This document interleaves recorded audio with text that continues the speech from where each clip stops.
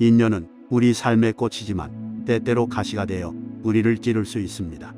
아픔을 느끼기 전에 피해야 할 인연을 어떻게 알 수 있을까요? 예를 들어 서로 굉장히 분노하여 싸우고 관계가 돌이킬 수 없을 정도로 처참히 망가진 사건이 발생했다고 칩시다.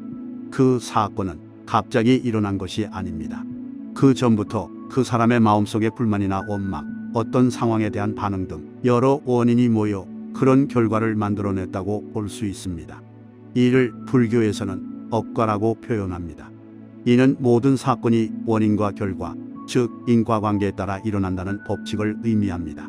이 인과의 법칙에 따르면 모든 사건은 그에 앞선 원인에 의해 발생하고 모든 행동은 그 결과를 초래한다고 합니다. 따라서 큰 사건이 일어나기 전에는 그에 이르는 수많은 신호나 전조 증상이 존재한다는 것이 불교의 관점입니다. 이렇게 전조 증상이나 신호를 모두 알아차리고 이해하는 것은 쉬운 일은 아닙니다. 하지만 관계가 파탄나기 전 알려주는 마지막 경보음 같은 신호가 있습니다. 그것은 바로 물리적인 폭력입니다. 누군가가 혹은 당신이 폭력적인 행동을 보이면 그와의 관계를 심각하게 재고해봐야 합니다. 저는 여기서 폭력이란 가볍게 몸싸움이 일어나는 것, 아프지 않더라도 가볍게라도 터치하는 것 모두 다 포함해야 한다고 생각합니다.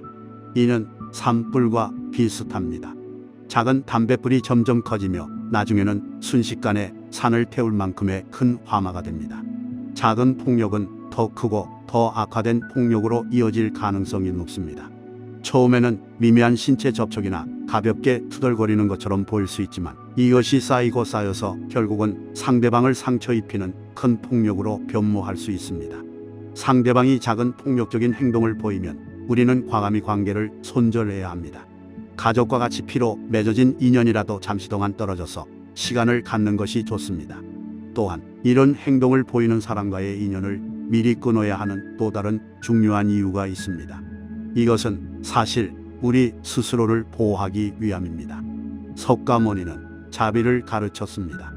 이는 단지 타인에 대한 자비만이 아니라 자신에 대한 자비도 포함된 것입니다. 때때로 우리 스스로를 보호하기 위해서는 유해한 관계를 끊어야 할 필요가 있습니다. 사람들은 종종 타인을 이해하고 그들에게 연민을 보이는 것이 중요하다고 생각하면서도 자신에게는 엄격하고 무자비할 때가 많습니다. 이는 우리가 스스로를 과도하게 비판하거나 자신의 필요를 무시하고 타인의 기대나 요구에만 응답하는 경향이 있기 때문입니다. 이런 상황에서 자비의 가르침은 우리에게 스스로를 존중하고 사랑하는 방법을 가르칩니다. 또한 이것은 우리가 스스로에게 해를 끼치는 행동을 중단하고 건강하고 성장에 도움이 되는 관계와 행동을 선택하도록 격려합니다. 이것은 때로는 악화되는 관계를 끊는 것을 포함합니다.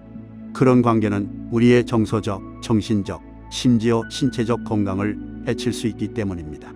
당신 자신을 도와줘야 할 사람처럼 대하세요. 당신이 제일 중요한 사람이니까요. 인간관계는 늘 복잡하고 어려운 숙제입니다. 가끔은 우리가 가장 사랑하는 사람들이 우리에게 가장 큰 상처를 줄 수도 있습니다. 오늘 우리는 심각하게 악화될 인간관계를 미리 아는 방법에 대해 이야기 나눴습니다. 폭력적인 행동들을 보이면 그 관계를 끊어내는 용기를 가져야 합니다.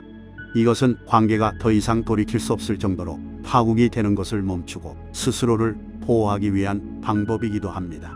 혹시 이러한 상황에 노출되어 있는 분들이라면 오늘부터라도 당장 공간적으로 거리를 두는 것을 권해드립니다.